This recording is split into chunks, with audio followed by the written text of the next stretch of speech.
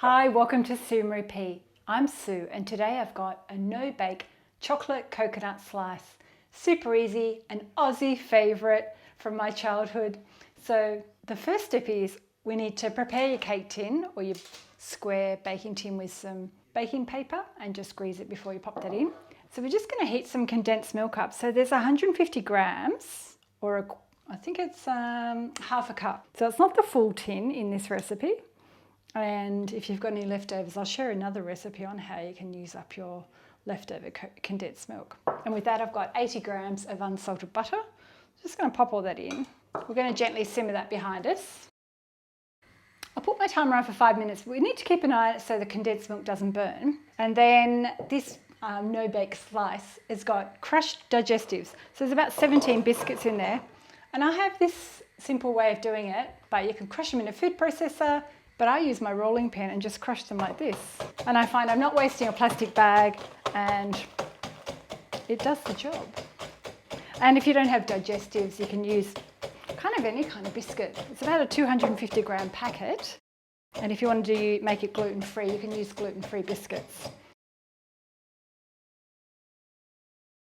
That's done. So it's not like breadcrumbs. There's kind of a mixture of large bits and small bits. That's how I like to do it. But if you want a super fine, just keep bashing away.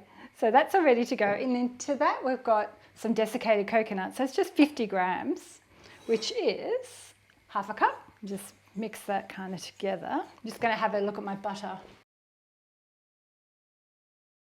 I'm just swiveling it around because once it's hot, it doesn't take long to actually melt the butter.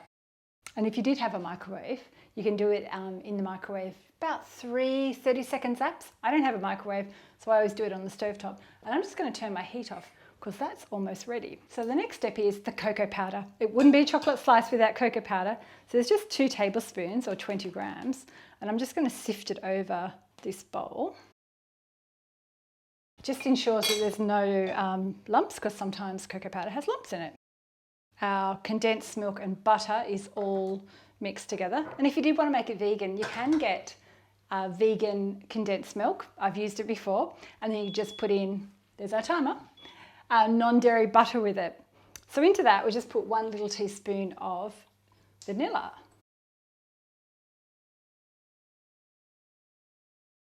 And then we just mix this cocoa powder through. And then you just pour that in.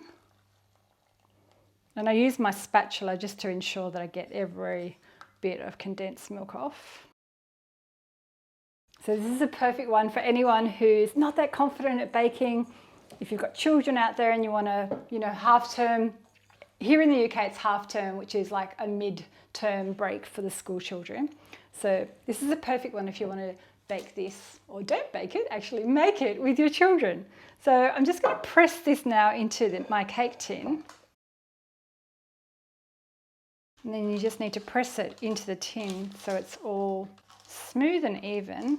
So I like to use, I've got this big dough spatula, so I like to use that, or you can use the back of a metal spoon or a fork. That's all pressed in, so now we're just going to chill this in the fridge while we do our next step. The next step for the slice is we need to make some chocolate for the top. So I've got my little hob here. I'm just going to turn that on. And in this saucepan, I've got about 1 inch or a couple of centimetres of water. So just pop that on there.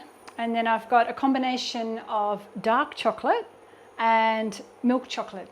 I love that because it's not too strong and not too kind of milky. And I use this Swiss miniature chocolate, but you can do all dark or all milk. 200 grams, and this is great because it's quite thin, so it melts really quickly. And to make it silky and smooth, we add a tablespoon of coconut oil. And if you didn't have coconut oil, you could use vegetable oil instead. And that'll take a few minutes to melt, but we don't want to make it too hot because then we'll seize the chocolate. So we need to keep an eye on it. So let me time this for you. I'll pop my 5-minute timer on. Once again, if you've got a microwave, you can do this in the microwave, but just be careful and just do it in like short little bursts of 30 seconds because you don't want to overcook it. And I just kind of like to help it along. And if you're new here today, consider subscribing. All you need is a Google account, hit the bell, and then you get notified when I have a new video. I'm doing about 3 videos a week. Also, hit the thumbs up if you liked the video. Turning that off because it's done. Whoops! Careful not to burn yourself with the steam. There's our timer going off. So that was just under 5 minutes. It was about 4 minutes that it took. So now I've got my slice out of the fridge, and all I do is I just pour this chocolate over the top, and it gives a lovely thin coating. I should have mentioned the dark chocolate is a 70% chocolate. You need to move quite quickly before it starts setting. All I do is I just swivel the chocolate over the top of the biscuit base to create an even top. And not completely necessary, but I like to add a little bit more coconut. So I've got 2 to 3 tablespoons in here, and I'll just sprinkle a little bit of coconut back over the top. Just makes it look so pretty.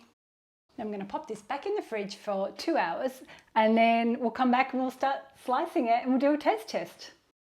So it's been almost 2 hours, and I couldn't wait to wait the full 2 hours, so I'm showing you how the slice looks. So I'm just going to slide it out of this container and start chopping it. So what I'll do, I'll cut it into about 16 to 20 pieces. So I usually cut it down the middle. So look at that. It's kind of coconutty, crunchy. That's really delicious. I love the contrast of the texture of the biscuits with the coconut, a little bit of chocolate. If you wanted this more chocolatey, add another tablespoon of cocoa powder. But I love it like this. Yum. Super easy to make. Hit the thumbs up if you've liked it. Share it with a friend. I know it's not super healthy, but it's a treat and it's so easy to make. So I hope you've enjoyed my video, and let me know if you'd like to see any more Aussie recipes, and I'll see you next time. Bye.